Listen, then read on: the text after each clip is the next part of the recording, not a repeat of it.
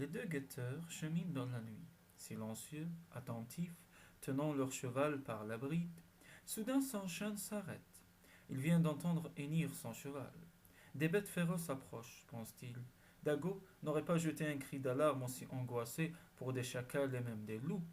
Il saisit son sifflet et en tire les sons les plus stridents afin de réveiller le camp. Pacaille, de son côté, sait à quoi s'en tenir. Il vient de reconnaître, porté par le vent, l'odeur caractéristique des tigres. Une odeur qu'il connaît bien depuis qu'au cirque Quan Mun, il a fréquenté un grand tigre des steppes, baptisé le Magnifique. Les tigres attaquent, crie-t-il à son chêne, montant à cheval. Nous pourrons mieux leur résister. L'écuyer et son compère se précipitent vers leur monture et, sans prendre le temps de les sceller, sautent sur leur croupe.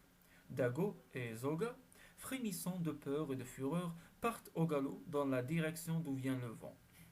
La lune éclaire suffisamment la steppe pour que les deux cavaliers distinguent, s'approchant d'eux, la masse brune et ondoyante des félins.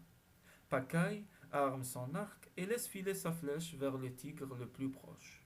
Un rugissement de douleur lui indique qu'il a fait mouche. L'animal, bien que blessé, continue sa marche menaçante vers les deux cavaliers. 2 contre 3. La lutte est inégale, s'écrie Sanchen, fouillant. À ce moment, surgit de la nuit, aux côtés des deux camarades, un petit cheval noir. Ne fouillez pas, j'arrive en renfort. Nous pourrons combattre 3 contre 3. Pacaille reconnaît la voix de Aki, le vainqueur de l'épreuve à l'arc. La bataille s'engage. Le jeune cavalier cloue à terre un des félins par une flèche qui l'atteint en plein cœur. S'enchaîne d'un mouvement brusque, cabre son cheval pour éviter le bond qu'un des tigres fait dans sa direction. Trop tard. Le félin enfonce ses crocs dans le cou de Dago qui s'effondre.